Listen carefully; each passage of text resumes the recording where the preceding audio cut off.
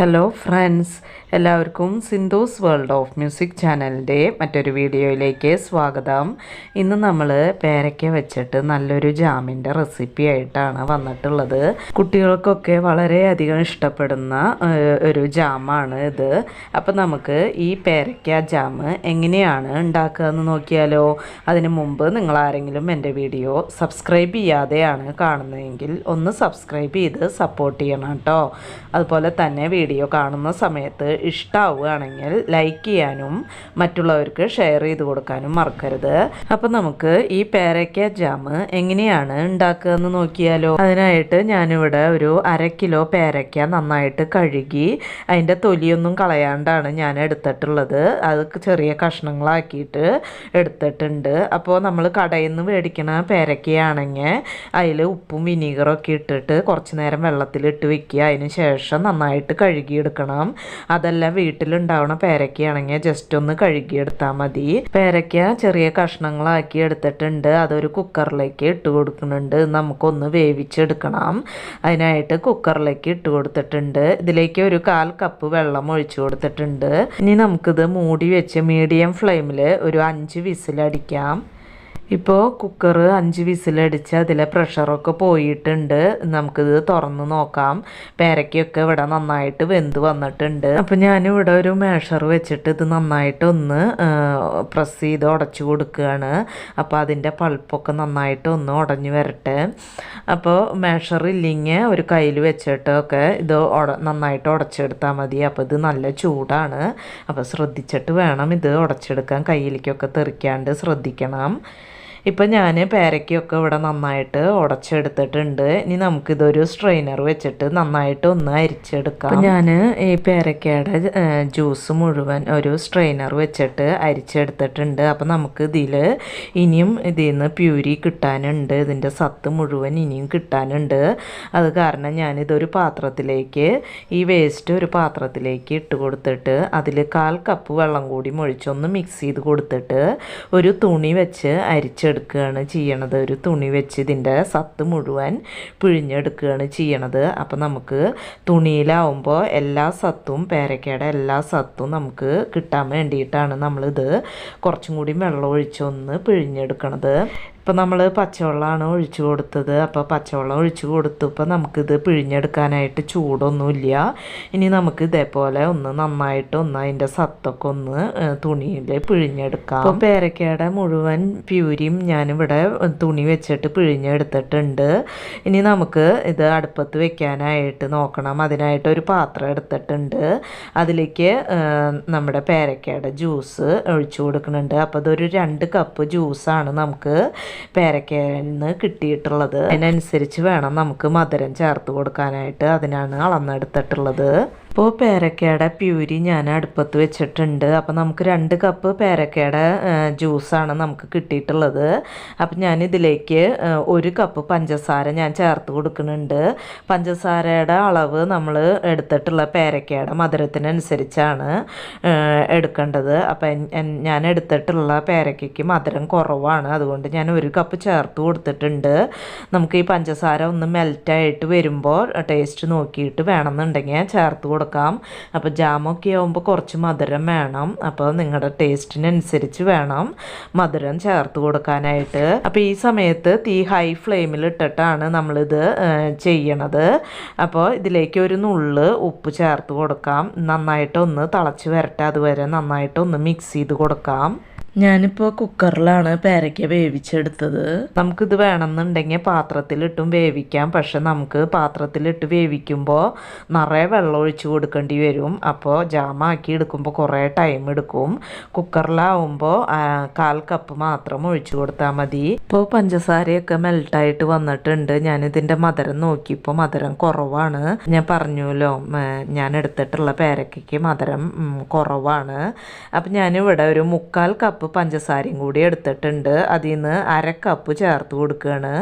അപ്പോൾ നമുക്ക് ഇത് നോക്കിയതിന് ശേഷം ബാക്കിയുള്ള 1/4 കപ്പും കൂടി ചേർത്ത് കൊടുക്കാം. അപ്പോൾ നിങ്ങളെടുക്കുന്ന പേരയ്ക്കയ്ക്ക് അനുസരിച്ച് മധുരത്തിൻ്റെ അളവിൽ വ്യത്യാസം ഉണ്ടായിരിക്കും. അത് പഞ്ചസാര മെൽട്ടായി വരുമ്പോൾ നോക്കിയാൽ മതി.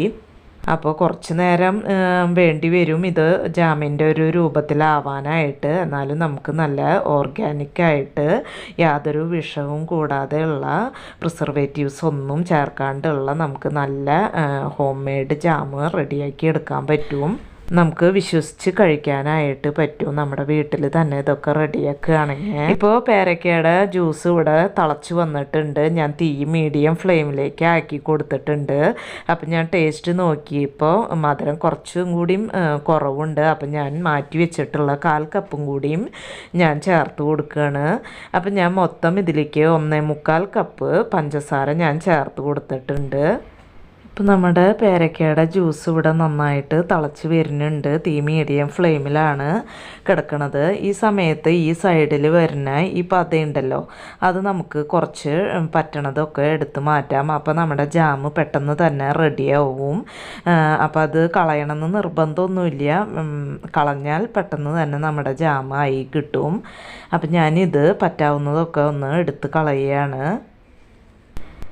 അപ്പം ഞാൻ പരമാവധി പതയൊക്കെ ഇതിൽ നിന്ന് എടുത്ത് മാറ്റിയിട്ടുണ്ട്. ഇനി ഞാനിതിലേക്ക് കുറച്ച് ഫുഡ് കളർ ചേർത്ത് കൊടുക്കുന്നുണ്ട്. അപ്പോൾ ഇത് ഓപ്ഷണലാണ്. നമ്മുടെ ജാമിനൊരു നല്ലൊരു കളർ കിട്ടാൻ വേണ്ടിയിട്ടാണ് ഞാൻ ഈ കളറ് ചേർത്ത് കൊടുത്തിട്ടുള്ളത്. അപ്പോൾ കളറുള്ള പേരയ്ക്കാണെങ്കിൽ അതിൻ്റെ ആവശ്യം വരില്ല. എൻ്റെ പേരയ്ക്ക അത്ര കളറില്ലാത്തത് കൊണ്ട് ഞാനിതിലേക്ക് ഒരു ഭംഗിക്ക് വേണ്ടിയിട്ട് കുറച്ച് കളർ ചേർത്ത് കൊടുക്കുന്നുണ്ട്. നമ്മുടെ പേരക്കയുടെ ജാം ഇവിടെ ആവാറായിട്ടുണ്ട്. ഈ നടുവിൽ പത പോലെ വരുമ്പോൾ നമ്മുടെ ജാം എപ്പോൾ വേണമെങ്കിൽ റെഡി ആവും. അപ്പോൾ അതിൻ്റെ ഒരു ഇതാണ് ഈ പത പോലെ വരുന്നത്. ഇതുപോലെ വന്നു കഴിഞ്ഞാൽ നമ്മുടെ ജാം പെട്ടെന്ന് തന്നെ റെഡിയായി വരും. ഈ സമയത്ത് ഞാനിതിലേക്ക് ഒരു അരമുറി ചെറുനാരങ്ങയുടെ ജ്യൂസ് ഇതിലേക്ക് പിഴിഞ്ഞു കൊടുക്കുന്നുണ്ട്. ഇപ്പോഴും നമ്മൾ മീഡിയം ഫ്ലെയിമിലാണ് തീ വെച്ച് കൊടുത്തിട്ടുള്ളത്. നന്നായിട്ട് മിക്സ് ചെയ്ത് കൊടുക്കുക. അപ്പോൾ ഇതിൽ നന്നായിട്ട് പതയൊക്കെ ആയിട്ടുണ്ട്. അപ്പോൾ ഈ സമയത്ത് നമുക്കൊരു സ്പൂണിലേക്ക് ഇതിൽ നിന്ന് കുറച്ച് ജാം എടുത്തിട്ട് ഒഴിച്ചു കൊടുക്കുക. അപ്പോൾ അത് ആ സ്പൂണിൽ നിന്ന് ഒലിച്ചൊന്നും പോണില്ല വെച്ചാൽ അതായി എന്നാണ് അർത്ഥം. പിന്നെ കൈകൊണ്ട് നമ്മൾ എടുത്ത് നോക്കുമ്പോൾ അതിൻ്റെ ആ ജാമിൻ്റെ ഒരു ടെക്സ്ചർ തന്നെ ആയിട്ടുണ്ടാവും. കയ്യിൽ നിന്നൊന്നും ഒഴുകി പോവില്ല. അപ്പോൾ നമ്മുടെ ജാം ഇവിടെ റെഡി ആയിന്നാണ് അങ്ങനെയാണ് നമുക്കറിയാം ജാം റെഡി ആയിട്ടുണ്ടോയെന്ന്.